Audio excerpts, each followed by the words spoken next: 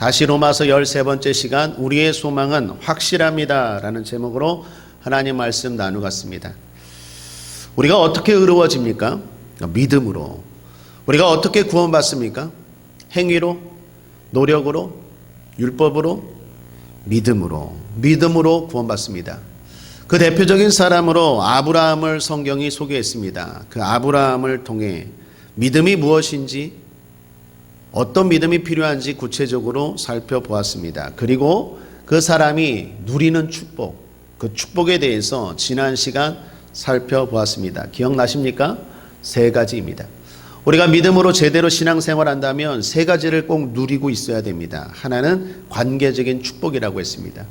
하나님과 우리와의 관계가 이제 화평입니다. 하나님이 우리를 진노의 대상이 아니라 사랑의 대상으로 봅니다. 그래서 이제는 하나님이 두려운 하나님이 아니라 좋으신 하나님입니다. 그래서 신앙생활이 어떻습니까? 짐이 아니라 기쁨이 됩니다. 예배가 기쁨이 됩니다. 말씀대로 순종하는 것이 기쁨이 됩니다. 성경을 읽는 것이 기쁨이 됩니다. 진정으로 내가 믿음 생활한다면 하나님과의 관계가 회복됨을 깨닫습니다. 두 번째 특징이 무엇입니까? 누려야 되는 축복이 무엇입니까? 현재적인 특권입니다. 대표적인 것이 동행과 기도라고 했습니다. 예수님을 믿는 순간 하나님이 함께 하십니다. 혼자가 아닙니다. 인생길은 외롭지만 신앙길은 동행자가 계십니다. 그래서 어떤 어려움도 이기고 나아갑니다. 고아처럼 하나님 버려두지 않습니다. 우리는 하나님이 함께 하십니다. 뿐만 아니라 기도가 있습니다.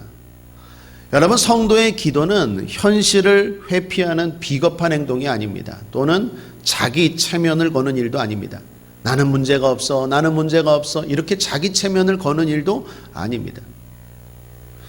뿐만 아니라 마음의 위로 정도 받는 정도가 아닙니다. 기도하면 마음의 위로가 있죠. 그러나 그 정도가 목적이 아닙니다. 성도의 기도는 공허한 외침도 아니고 독백도 아닙니다. 중요한 건 응답이 있습니다. 믿습니까? 기도하면 하나님이 응답하십니다. 구하면 주십니다. 찾으면 얻습니다. 두드리면 열릴지어다. 성도의 기도의 특징은 하나님이 반응하십니다. 이사야서 58장 9절에 내가 부를 때에는 나 여호와가 응답하겠고 내가 부르짖을 때에는 말하기를 내가 여기 있다 하리라. 하나님이 반응하십니다. 열심히 기도했던 기도의 사람 다윗의 고백입니다. 시편 34편 4절에 내가 여호와께 구하며 내게 응답하시고 내 모든 두려움에서 나를 건지셨도다. 기도하면 실제적으로 하나님이 건져주십니다. 질병에서 건져주십니다. 문제에서 건져주십니다. 환난에서 건져주십니다. 재난 가운데도 건져주십니다. 믿습니까? 성도의 기도는 하나님이 움직이시는 능력이다라는 것입니다. 그러므로 이 땅에서 가장 많이 해야 될 것 기도입니다. 천국 가면 기도할 필요가 있습니까? 없습니까? 없어요. 이 땅에서 쉬지 말고 기도하고 쉬지 말고 받고 쉬지 말고 누려야 될 게 기도입니다. 기도 많이 하시고 기도가 풍성한 여러분 되길 바랍니다. 하나님의 집은 만민이 기도하는 집입니다. 무엇보다도 기도가 살아있는 집이 가장 좋은 교회고 가장 좋은 집인 줄 믿습니다. 우리 교회가 그런 의미에서 기도를 힘쓰고 있는 것입니다. 뿐만 아니라 미래적인 소망이 있습니다. 축복이 있습니다. 5장 2절 하반절에 하나님의 영광을 바라고 즐거워하느니라. 소망이 있습니다. 그래서 즐거워합니다. 미래가 있다는 것은 현재를 기쁘게 합니다. 어떤 어려움도 이기게 합니다. 성도의 소망은 세상의 소망과 다릅니다. 하나님의 영광을 바라는 소망입니다. 한마디로 하늘의 소망입니다. 이 땅의 소망이 아닙니다. 하늘의 소망입니다. 주님 말씀하셨죠. 좀과 동록이 해하지 못하고 영원히 빼앗기지 않는 하늘의 소망을 두고 하늘의 상급을 쌓으라고. 이 땅의 것들은요 다 빼앗기고 잃어버리고 두고 갑니다. 죽을 때 뭐 하나 가지고 갑니까? 다 내게 아닙니다. 그런데 하늘의 소망, 하늘에 있는 영광은요 사라지지 않아요. 빼앗기지 않아요. 영원해요. 뿐만 아니라 이 땅의 것과 비교할 수가 없습니다. 그 소망이 성도에게 기다리고 있는 줄 믿습니다. 그거 생각하고 그거 바라보면 어떻습니까? 즐거워하느니라. 즐겁습니까? 즐겁습니까? 진짜 한 번만 더 묻겠습니다. 즐겁습니까? 마스크를 써서 지금 즐거운지 안 즐거운지 제가 확인이 안 되는데 즐겁다고 믿습니다. 우리는 하늘에 소망이 있습니다. 그걸 바라고 어떻게 해요? 즐거워합니다. 그 사람의 특징은 어떻게 알 수 있습니까? 환난을 당해보면 압니다. 진짜 이 사람이 하늘의 소망을 두고 하나님의 자녀로서 기도의 특권을 누리고 하나님이 함께한다는 믿음을 가지고 살아간다면 환난을 당해보면 알아요. 환난을 당하면 어떻습니까? 그 사람은 오늘 3절 4절입니다.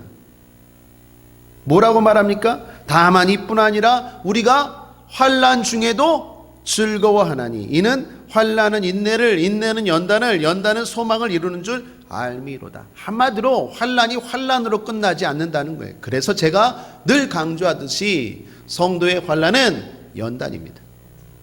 그냥 고난으로 끝나는 게 아니에요. 내가 죽사지게 고난했구나, 힘들었구나, 그걸로 끝나지 않고 환난이 연단을, 인내를, 인내가 연단을, 연단이 소망을 이루는 줄 알미로다. 그거 알기 때문에 환난을 당해도 어떻습니까? 즐거워합니다. 그것을 모르는 세상 사람들이 볼 때는요, 이상해 보이는 거예요. 저 사람 이상한 사람 아니야? 왜 환난을 당했는데 저렇게 즐거워하지? 저 이상한 거 아니야?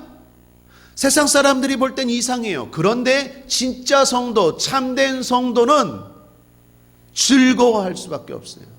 왜요? 하나님이 이 환난을 반드시 나에게 유익으로 사용하실 것을 알기 때문입니다.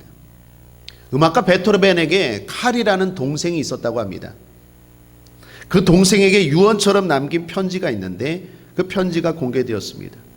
그 편지에서 베토벤이 이런 말을 합니다. 아우야, 나는 귓병이 언젠가 좋아지리라는 희망을 버렸다. 나는 사람들과 사귀기를 좋아했다. 그러나 이제는 사람들을 피하고 있다. 여러분, 베토벤이 귀가 다친 거 아시죠? 음악을 하는 사람이, 작곡을 하는 사람이 귀를 다쳤어요. 그런데 아무리 치료를 받아도 효과가 없어요. 회복이 안 돼요. 결국 이 사람이 희망을 버렸어요. 동생에게 편지를 쓰는 거예요.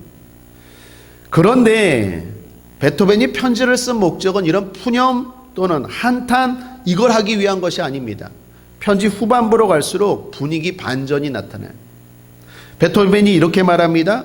동생아, 인생은 괴로움의 연속이다. 그러나 그 괴로움 속에서만 기쁨이 태어나는 것이다. 나는 그것을 알기에 지금도 기쁘게 싸우고 있다. 사실 베토벤이 하고 싶은 이야기가 이 이야기였어요. 베토벤은 말하는 거 인생 자체가 괴로움이다. 나만 특별히 힘든 게 아니야. 그거 깨달은 거예요. 그리고 어떻게 해요? 가장 좋은 것은 결국 고난 가운데서 나오는 것이기 때문에 이 고난을 내가 어떻게 대처하느냐? 그거에 따라서 이 고난은 나에게 유익이 된다. 나는 소망을 가지고 그리고 이 고난과 기쁘게 싸우고 있다라는 거예요. 베토벤은 고난에 대한 진리를 알았습니다. 소망의 힘을 알았어요. 소망이 있으니까, 확실한 소망이 있으니까 그 고난에 눌리지 않고 싸워 이겼다라는 거예요. 그리고 탄생한 곡이 전원교향곡입니다. 혹자는 말합니다. 음악에 대해서 아는 사람들은 말합니다. 베토벤이 지은 곡 가운데 전원교향곡이 제일 감동적이라고. 귀가 멀쩡할 때 지은 곡보다도 귀머거리가 됐을 때 지은 전원교향곡이 훨씬 더 사람들의 마음에 감동을 준다고. 왜 그렇습니까? 고난을 이기고 결국 만들어낸 멋진 보물이기 때문입니다. 그 고난 어떻게 이깁니까? 소망이 있다. 소망이 있다는 거예요. 사랑하는 여러분, 성도에게도 소망이 있습니다. 베토벤이 말하는 이 땅의 소망 정도가 아니라 하늘의 소망이 있습니다. 그래서 즐거워합니다. 베토벤은 즐거움까지는 없었을 거예요. 그냥 고난과 어찌됐건 싸우는 정도였지만 성도는요, 오히려 고난 가운데, 환난 가운데 즐거워합니다. 우리의 소망이 확실하기 때문입니다. 그러므로 여러분께 질문합니다. 어떤 상황에서도 소망을 가지고 즐거워할 수 있겠습니까? 아멘. 아멘. 그런데 문제는 여러분이 아멘 했지만 저도 아멘 했지만 이게 쉽지가 않아요. 소망이 잘 믿어집니까? 제일 믿기 힘든 게 소망이에요. 왜요? 과거는 믿기 쉽습니다. 경험했잖아요. 현실도 믿기 쉬워요. 눈에 보이는 증거가 있잖아요. 근데 소망은 미래예요, 미래. 아직 이루어지지 않은 일이에요. 그래서 사람들이 제일 믿기 힘든 게 소망이에요. 우리가 전도하면 그러잖아요. 예수 믿고 천국 가세요. 그러면 뭐라고 말합니까? 천국 가봤어? 가봤다고 얘기하고 싶어요? 예수 믿고 천국 가세요. 그러면 사람들이 뭐라고 말하죠? 천국 가봤어 너? 우리도 앞으로 갈 천국이에요. 그러니까 사람들이 잘 못 믿어요. 안 믿어지는 거예요. 소망이라는 게 그만큼 힘들어요. 더군다나 환난까지 닥치면 아무리 하나님의 자녀인 성도일지라도 흔들려요. 즐거워하고 싶어요. 즐거워하고 싶은데 어떻게 해요? 환난이 너무 심하고 환난에 눌리면 소망이 사라지고 소망이 약화돼요. 그만큼 소망이라는 게 이 한계 가운데 갇혀있는 사람에게 주어지기가 참 힘든 것이 소망입니다. 과거 미국의 선교단체에서 제가 훈련을 받은 적이 있습니다. 항상 받고 싶어 사모하던 훈련이었습니다. 한 1년여 동안 훈련을 받았는데 그 훈련을 사모하고 가고 싶어 기도하다가 하나님의 응답을 갑자기 받았어요. 그리고 이제 미국을 가야겠다라고 추진하려는데 이게 현실의 문제가 만만치 않아요. 현실의 문제가 거의 가기 힘들 정도로 불가능할 정도였습니다. 해결할 문제가 너무 많았어요.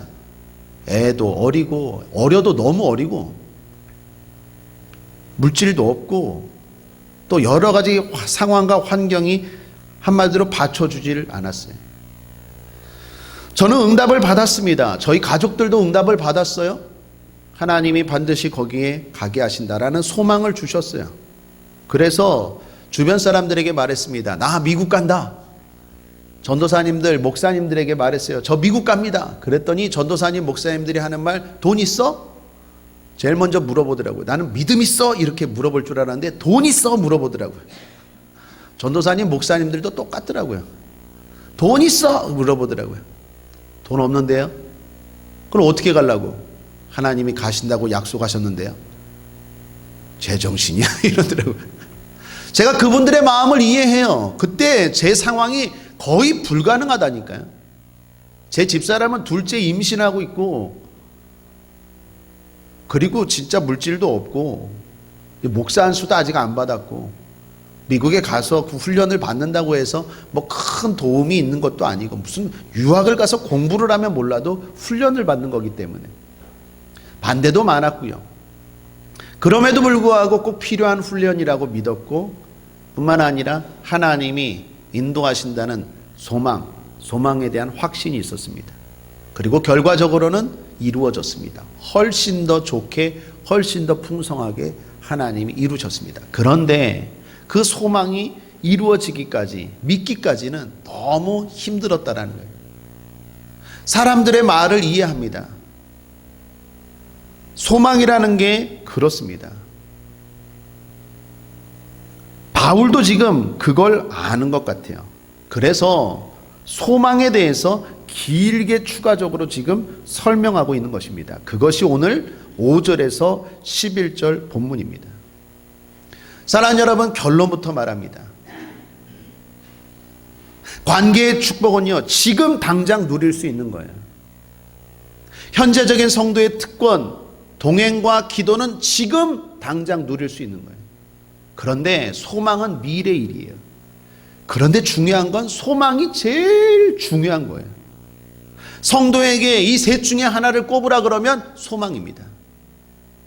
이 땅에서 우리는 아무리 잘 살아도 100세 이상 사는 사람 있습니까?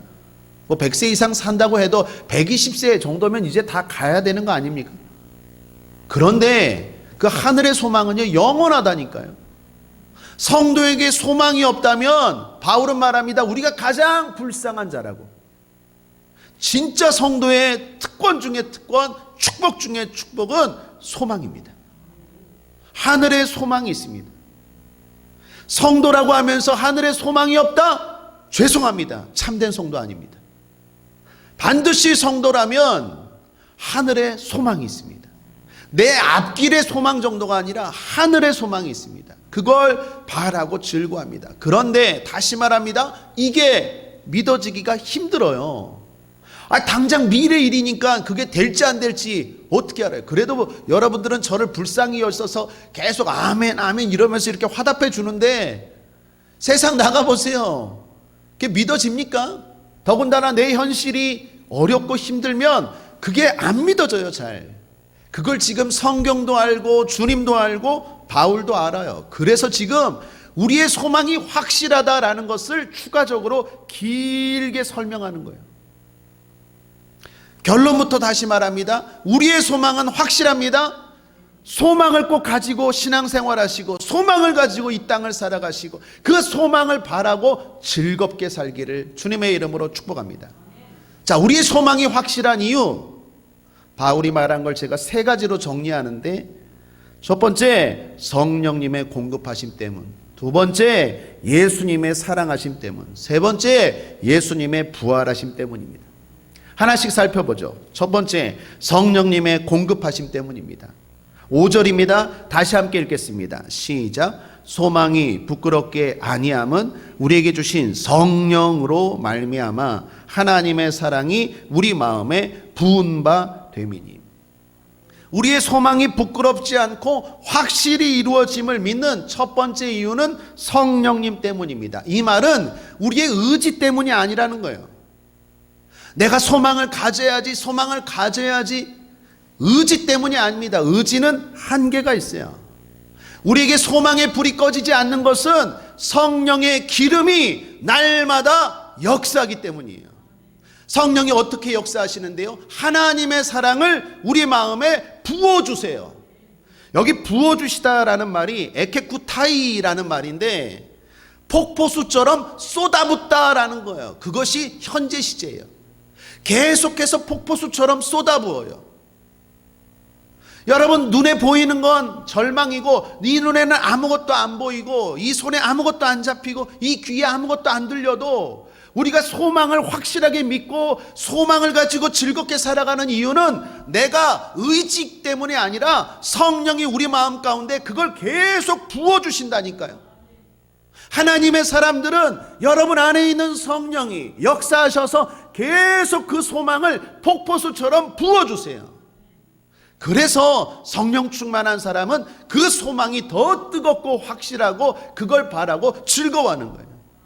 성령을 자꾸 소멸하는 사람은 자꾸 육의 사람이 되어가서 하늘의 소망이 아니라 이 땅의 현실만 바라보고 절망하고 바라게도 하늘의 소망이 아니라 이 땅의 문제만 바라는 거예요.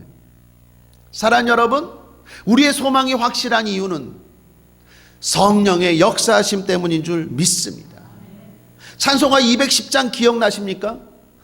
내 제사함 받고서 예수를 안 뒤 나의 모든 것 다 변했네. 찬송가 210장 그 3절 가사 기억나십니까? 내게 성령이 임하고 그 크신 사랑 나의 마음에 가득 채우며.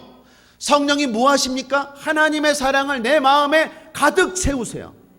하나님의 사랑이 내 마음에 가득 채움으로 말미암아 우리의 소망이 진짜구나, 부끄럽지 않구나, 내 말이 헛소리가 아니구나, 내가 바라는 것이 망상이 아니구나, 진짜 이루어지는 소망이구나 라는 그 마음을 성령이 부어주세요.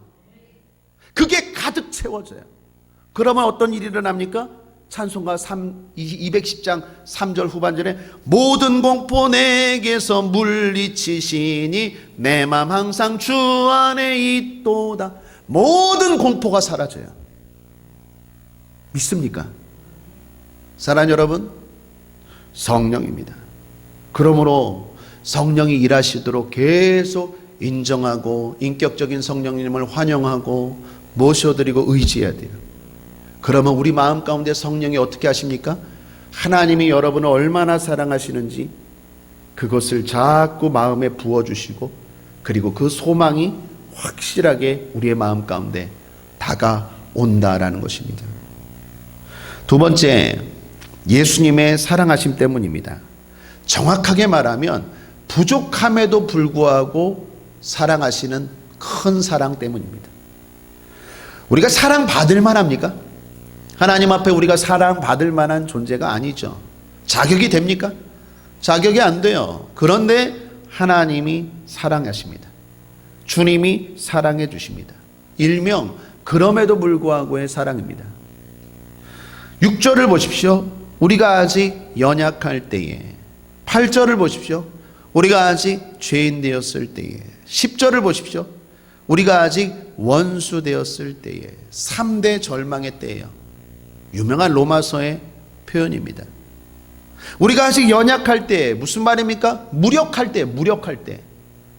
내가 죄에 대해서, 세상에 대해서 무력해요. 내 힘으로 안 돼요. 맨날 결단하지만 또 넘어지고 또 넘어지고 또 넘어져요. 무력해요. 안 돼요. 연약할 때야. 8절, 우리가 아직 죄인 되었을 때. 이 죄인이 뭡니까? 하마르티아. 하나님의 목표를 빗나갈 때예요. 하나님이 나를 향해서 이렇게 살기를 원하시는데 우리는 자꾸 빗나가요. 빗나가요. 그게 바로 우리가 아직 죄인 되었을 때. 더 나아가 10절에는 우리가 원수 되었을 때. 이건 빗나간 정도가 아니야. 완전히 하나님과 반대 진영에 서 있을 때예요. 그런데 놀라운 건 그때에, 바로 그때에 주님이 사랑하셨다라는 거예요. 그래서 그 사랑이, 우리의 소망이 확실하다는 증거예요. 내가 잘해서 우리의 소망이 확실한 게 아니라 내가 이렇게 살았을 때도 주님이 날 사랑하셨는데 그 사랑이 지금도 유효해요. 끊어지지 않았어요. 변함이 없어요. 로마서 8장 39절에 바울이 고백하죠. 높음이나 깊음이나 다른 아무 피조물이라도 우리를 우리 주 그리스도 예수 안에 있는 하나님의 사랑에서 끊을 수 없으리라. 하나님이 여러분 사랑하십니다. 그 사랑 누구도 끊을 수 없어요. 그 사랑 때문에 소망이 확실한 거예요. 내가 잘해서? 아니요. 나는 연약하고 죄짓고 원수 되었을 때에도 사랑하시는 그 사랑 때문이에요. 한 남자가 은행에서 근무하다가 잘 살고 있다가 전쟁이 났습니다. 1861년 남북전쟁이 발발했습니다. 그때 북군의 지원해서 전투에 투입되었는데 불행하게도 전쟁터에서 수류탄을 맞아 오른팔을 잃어버렸어요. 설상가상으로 포로로 잡혀서 그 포로 병원에, 군인 병원에 입원하고 있었습니다. 이 남자의 이름이 다니엘 휘틀이라는 사람입니다. 이 사람은 없어진 팔을 볼 때마다 얼마나 낙심되겠습니까? 여러분, 멀쩡하게 있던 팔이 하나 없어졌다고 생각해 보세요. 끔찍하지 않습니까? 그걸 볼 때마다 하염없이 절망이 되었어요. 그때 어머니가 오른쪽 포켓에 작은 포켓 성경 있죠. 성경을 꼭 붙들고 성경이 너를 지켜줄 거야 라는 믿음으로 어머니가 전쟁터 나가는 아들에게 성경책을 주었는데 그 성경책을 낙심될 때마다 계속 읽었어요. 병원에서. 이 팔을 보면서 절망할 때만 난 이제 뭘 하고 살아야 되나, 이 외팔이로. 그러면서 성경을 읽었는데 어느 날 간호사가 갑자기 병실에 들어와서 막 허겁지겁 부탁을 하는 거예요. 소년 병사 하나가 들어왔는데, 아주 어린 소년 하나가 들어왔는데 너무 상처가 심해서 지금 곧 죽게 되었다는 거예요. 곧 죽게 된 소년 병사를 위해서 당신이 기도 좀 해라는 거예요. 구원 기도 좀 해주라는 거예요. 이 사람이 너무 황당한 거예요. 내가 소망을 잃어버리지 않기 위해서 어머니 말씀에 이제 순종하고 성경을 읽는 것뿐이지 나는 여전히 죄인이고 내가 누구를 위해서 기도해 줄 사람이 아니라고. 이 간호사가 그 사람이 맨날 성경 읽는 걸 본 거거든요. 근데 막 부탁을 하는 거예요. 쟤 지금 죽어가는데 누구도 지금 여기 해줄 수 없는데 당신이 그래도 와서 기도해달라고. 하도 부탁하니까 이 휘틀이요, 할 수 없이 그 자리에서 일단 하나님 앞에 기도했어요. 하나님, 저는 죄인입니다. 그러면서 지은 죄, 남을 위해서 기도해 주려면 그래도 내가 깨끗해야 되잖아요. 그래서 자기가 지은 죄들을 막 하나님 앞에 회개했어요. 하나님 용서해 주세요. 내가 이런 죄 졌습니다. 회개하고, 그리고 그 간호사와 함께 그 소년이 있는 곳으로 갔어요. 소년은 이제 거의 다 죽어가요. 막 휘틀이 말합니다. 내가 자격은 안 되지만 이렇게 와서 당신을 위해서 기도하게 해주겠다고. 그러면서 하나님이 당신을 사랑하신다고. 그리고 나서 무릎 꿇고 그 소년 가슴 위에다가 손을 얹고 떠듬떠듬거리면서 구원기도, 축복기도를 했어요. 간절히 했어요. 뭐 떠듬떠듬하면서 무슨 말을 했는지도 잘 모르겠죠. 근데 기도해주고 딱 일어났더니 그 고통 가운데, 그 죽음을 앞두고 큰 부상을 당한 그 소년의 얼굴이 너무나 평안한 거예요. 얼굴이 너무 평안한 거예요. 제가 늘 얘기했죠. 예수 믿고 죽은 분들의 얼굴은 평안하다고.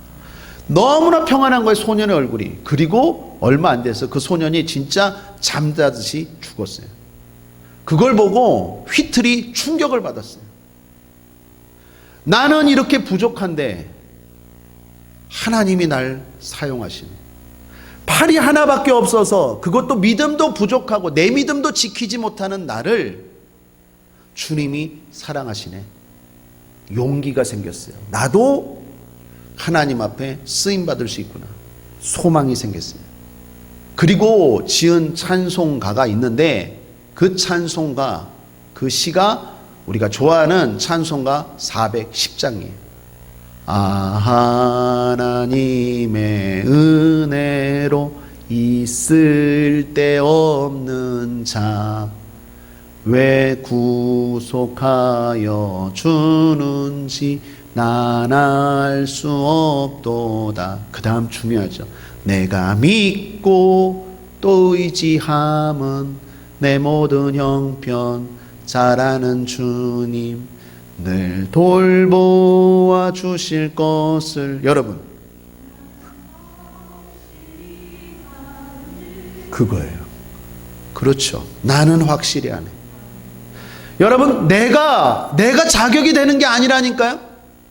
나는 여전히 연약하고 무력하고 여전히 하나님 싫어하는 길로 나아가고 여전히 어쩔 때는 하나님 반대되는 자리에 서지만 어떻게 해요? 그 주님의 놀라운 사랑이 나로 하여금 하나님의 길을 걸어가게 하고 하나님의 소망을 바라게 한다는 걸 믿기 때문에 나는 확실히 안에 고백할 수 있는 저와 여러분인 줄 믿습니다.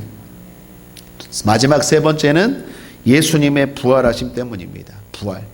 흔히 사람들이 말합니다. 세계 4대 성자가 있다고. 석가모니, 공자, 마호메트, 예수님.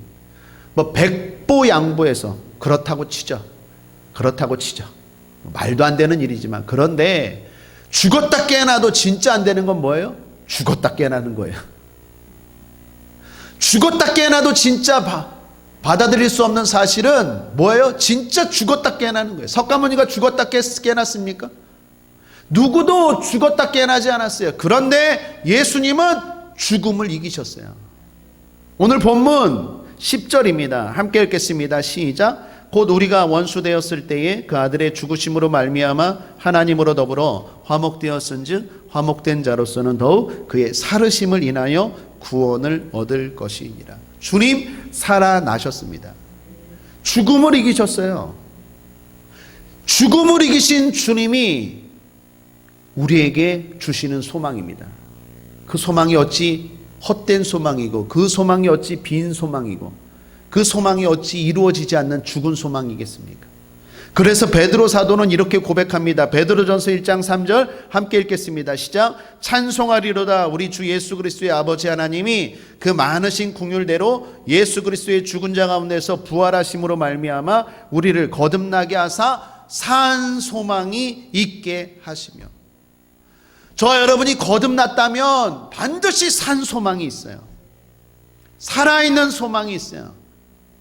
왜요? 사망 권세 이기신 주님 때문입니다. 부활 때문입니다. 기독교는 생명의 종교입니다. 누가 죽음을 이길 수 있겠고, 누가 죽음 앞에서 복을 이야기하고, 누가 죽음 앞에서 평안을 이야기할 수 있겠습니까? 주님은 죽었다 살아나셨고 우리에게도 말합니다. 너희가 나를 믿으면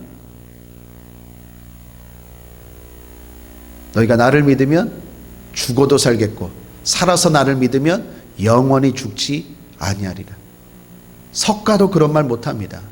이 세상에 공자도 그런 말 못하고 그 누구도 그런 말 못해요.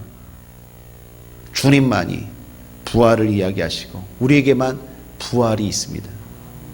그 부활하신 주님, 그 사건이 바로 우리의 소망이 부끄럽지 않고 확실하다는 증거예요.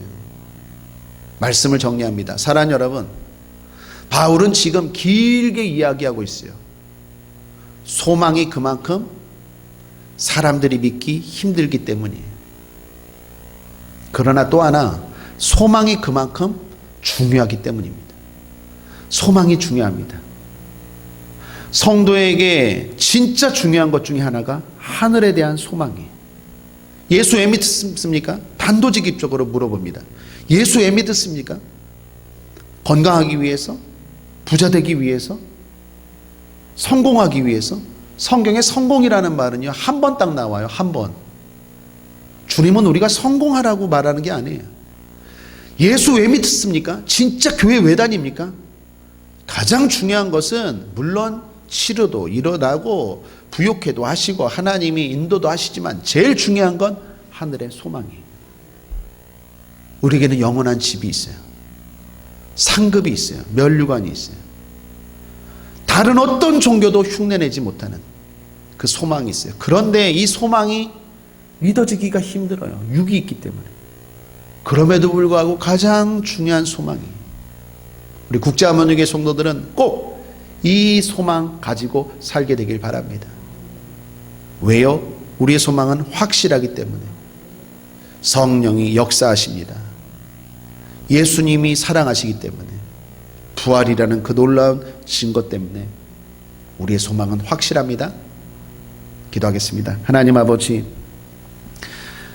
신앙생활 가운데 가장 불행한 것이 소망 없이 예수 믿는 것입니다. 소망 없이 기도하고, 소망 없이 예배드리고, 소망 없이 봉사하고, 소망 없이 참고 인내하고 견디고. 하나님 아버지, 소망이 없다면 우리는 이 세상에서 가장 불쌍한 자일 것입니다. 그러나 우리가 가장 불쌍한 자가 아니라 가장 부러운 자가 되는 이유는 우리에게는 산 소망이 있습니다. 확실한 소망이 있습니다. 세상의 것과 비교할 수 없는 영광의 소망이 있습니다. 그것을 바라고, 그것을 즐거워하고, 그것을 확실하게 믿고 살아가는 우리 국제아모니교회 성도들 되게 하여 주옵소서. 우리 국제아모니교회 모든 성도들에게 반드시 소망이 있게 하여 주시고, 그 소망을 가지고 오늘도 어떤 환난도 이겨나가는 하나님의 자녀들 되게 하여 주옵소서. 감사드리며 예수님의 이름으로 축복하고 기도했습니다. 아멘.